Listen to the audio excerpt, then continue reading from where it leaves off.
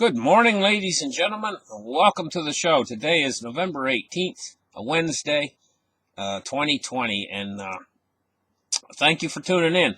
Listen, civil unrest.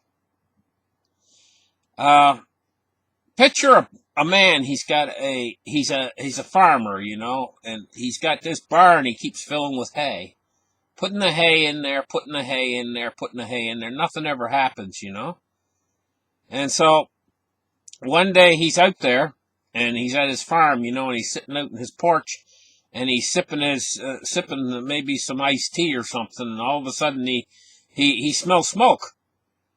He comes and he runs to his barn full of hay, and within 10 to 15 minutes the whole barn's burned down. Well, this is the way with civil unrest. It's nothing, nothing, nothing. And then all of a sudden, poof, it goes up like hay. It goes up, boom, like just all of a sudden it comes from nowhere, and it's there. And the planners and stuff out there, they already realize that the country has got people who are dissatisfied, but they don't see it as a big risk, the civil unrest. Let's start the charts right here and take a look at what's going on. Okay, now, they're rating the civil unrest, the COVID-19, they're seeing it as the biggest threat, right? And the tech bubble, they're seeing it as a second threat. And then civil unrest is a third threat. But what they don't realize is each time you get more people that don't see a way out, and they're starting to go hungry or whatever. Now, an awful lot of people in the United States right now and here in Canada, they're able to have a roof over their head and they're able to feed themselves, up till now. But there's getting problems coming.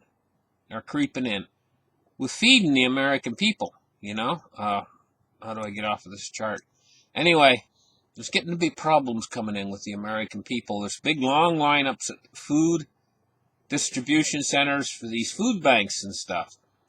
And I've heard through the grapevine that come January, they're going to start running out of food. Because this is not the time of year that food's produced. People don't realize that food has a cycle. A harvest cycle. There's a harvest time of the year. We're past that time of the year. Well past it now. And all this food doesn't just come from the tooth fairy. It has to be produced, and it has cycles. Each different type of food has a cycle, And the thing is they've been tremendous amounts, unbelievable amounts of food have been going out through these food banks and stuff.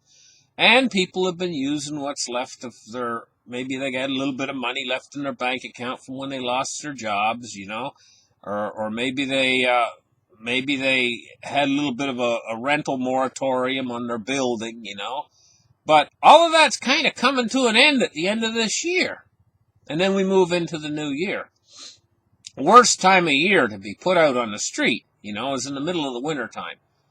And what can happen is this is like the hay in the barn. Each time a new person loses their job or loses a way to find income or whatever, doesn't know what they can do, and then that adds fuel to this situation that can go up all at once. And what's happening is right now the fuel's being added at an tremendous rate all across America. People are, and this is the direct result of this COVID thing that came along. And whether you guys believe that it's real or whether you believe it's a hoax or what, it doesn't matter what you believe. These job losses are real. Massive. Everything's going bankrupt. Everything's going closed. And there's millions.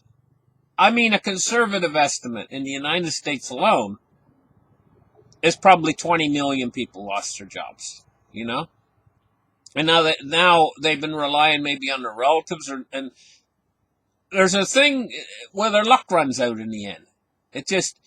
And it all kind of happens at once for this whole group of people because they all lost their jobs around the same period in time when the government did all these stupid shutdowns. So now the result of all of that is going to start to really hit home this winter. And when people don't see a way out, sometimes they just lose it, you know? And if these people group together, well, they can create a situation where the Fed's going to try and the government's going to try to stop this by giving them money. Look at what happened in France, with the whole yellow vest thing. How did the French government stop it?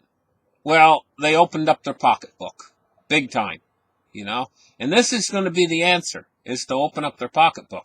But then the governments, if they solve the situation by opening up their pocketbook, creating new programs, getting these people still aren't going to have jobs. So we got a situation here where also putting that money into the economy, that money directly in physical stimulus into that side of the economy is going to drive prices up unbelievably high, create inflation, and start to move us toward hyperinflation, And so there's no way out of this situation that we're finding ourselves in now at this point in time. Let's take a look now at the markets. This is a very serious situation, guys. What I'm talking about, civil unrest. I think it could come suddenly, and it could come unexpectedly, and it could be on a scale that is much greater than what we saw during the civil unrest a few months ago with the protesters in the different cities. That really wasn't that many people in those mobs and stuff that were actually doing the looting and smashing store windows and everything like that. It really wasn't this could be so much larger. It could make that look like it was just a hiccup, and quite seriously. And what it could do is it could start to bring down the American economy. And if the American economy starts to fall like that, then these other countries that are impacted might have civil unrest break out in them too. And it could lead to a situation where the world starts to go through periods of tremendous civil unrest, which would lead to more money printing in turn. And then that would lead to the economy falling even faster into this hyperinflation, it's all leading toward an end. I can't tell you exactly when this end's going to come, but it's all leading toward an end. And this end is not going to be pretty, and it's probably going to be some sort of I'm thinking worldwide, system-wide shutdown to a certain degree. Now, maybe not a complete shutdown of the entire world, which would be absolutely, it would just put us back to a Mad Max kind of scenario, a worldwide complete shutdown. I'm not thinking in that term in my mind. I'm thinking a partial shutdown of the system, in areas, in certain areas. And if you're in those areas, you could experience blackouts that could last for weeks. And what I mean by blackouts, the power going off for weeks. You could experience restlessness and people looting and no law, no police forces or anything. The telecommunications grid's down, and nobody knows what's going on in that area. Meanwhile, maybe a couple 100 miles away, everything's up and running. They got power, they got police service, and still everything is relatively settled. And areas like that might go down, the grid might go down because of civil unrest and stuff. We're going through a period where to see exactly what's going to happen, because there's so many variables right now. Things that could happen to, like take for instance, just like last night, I was finding out about these plans that the United States is making to attack Iran. That's the last thing we need right now, is a war on top of a pandemic.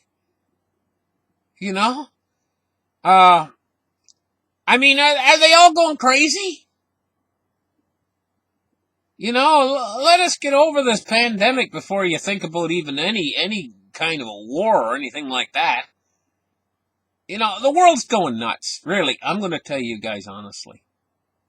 I'm sitting here watching the situation in the world, and the world's going a little bit nutty. Maybe this stupid virus is causing more craziness than it is killing people. I just don't know, but the world's going a little bit nutty at this point in time. Anyway, let's get right in and look at the markets today. We're looking at silver up 4 cents at 24.51. And, you know, it's found this new range, and the center of the range is 24.60. And we're just about at the 24.60 mark. In fact, we touched it an hour or two ago. Let's take a look now at gold. Gold is at 18.80. It's up 10 cents. Is that all? Anyway, gold has found a range, and its range is right around probably 1860, 1865, something like that, or 18. No, I'm getting the numbers wrong. 1880 or 1885, in around that area, you know. So it's 1880 today for gold. Let's take a look at crypto. $498.6 billion industry, with Bitcoin sitting at the top of this industry. It's almost up to 18,000. 17,903. We're in the middle of a terrific bull run right now. It's got a lot of strength to it in the cryptocurrency. I always thought gold and silver would take off first. Maybe I'm wrong. Maybe crypto's taking off first. We'll just have to wait and see. But gold and silver, you know, is under this suppression by these banks like J.P. Morgan, and they're not letting it rise. And if they continue to do that, maybe they'll be successful to the end. Maybe gold and silver will never really catch a super good bid. Maybe these guys will just keep doing what they're doing with these paper short contracts. And maybe crypto will go to the moon and absorb all that money instead, you know, if they keep on doing this, these guys like J.P. Morgan and stuff. What's the limit of what they can do with that market manipulation of gold and silver? It's absolutely ridiculous, but what can you do about it? They're a bunch of crooks. Well, the whole system out there is all being run by a bunch of crooks. And so, yeah, I could see a civil unrest cohesing together, you know, and forming some sort of a massive revolution worldwide because we're being run by a bunch of crooks. I could see it happening. Something like the French Revolution, honestly, and I could see the potential for that. I can see the potential for that. And each time a person loses their job, or each time a kid goes hungry, it's adding fuel to the fire for this to happen. And these central planners and stuff, and these people who are in charge, you know, they're a bunch of crooks. All of them.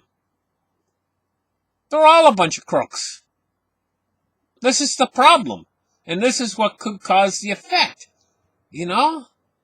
Let's take a look at the Dow Jones today. It's up 82 points on the day. Can you imagine that? The Dow Jones has been doing nothing but up on this entire crisis, where everybody's been losing their jobs, every business has been going closed. It's just absolute nonsense.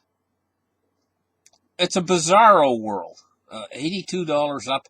Take a look now at crude oil, $41.96 today, and it's going along flat.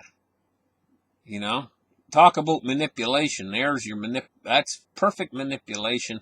I never seen that. They're keeping it right at the $40 mark. So good. I gotta hand it to them. I gotta give them a, boy gosh, you guys are doing a great job of keeping crude oil at $40. Man, the control you have over that market. Move index today, 4308. And it's going along flat. You know, they're controlling that move index really good too. Who's ever controlling it? Bonds and rates today. We're looking at a mixed bag. Middle of the yield curve as bonds yields are rising, and the long end is falling, and the short end is falling. But we're not seeing very big moves, you know. 10 years at 0.87, and the U.S. 30-year is 1.61. Let's take a look now at the dollar index. U.S. dollar index, 92.28. Fell off earlier, but now it's going along fairly steady, you know. A few dipsy doodles up, a few dipsy doodles down. Now let's take a look at our picture for today. Now I'm going to tell you guys what about this. This is a pig, but this is a special pig, and there's a lot of special pigs. I think he's full grown, to tell you the truth. There are special types of pigs, out there, special breeds and stuff that can be used as indoor house pets. And they act like a dog. And in fact, when they're a pet, when you got a pig as a pet, I'll tell you, I think that the pig thinks he's a dog. That's the way I think it works, And they're awful smart. Oh, they ever smart, I've heard that they're actually as smart as your most intelligent dogs, And they make a good dog. A pretty good dog, Instead of a dog, they're about the same size as a dog, And a lot of people keep them. The only thing is I don't think they bark much. They oink more than they bark. But anyway, listen, thank you guys for listening to my show. Like and subscribe. Give me a thumbs up, and we'll catch you guys in the very next episode. Bye-bye.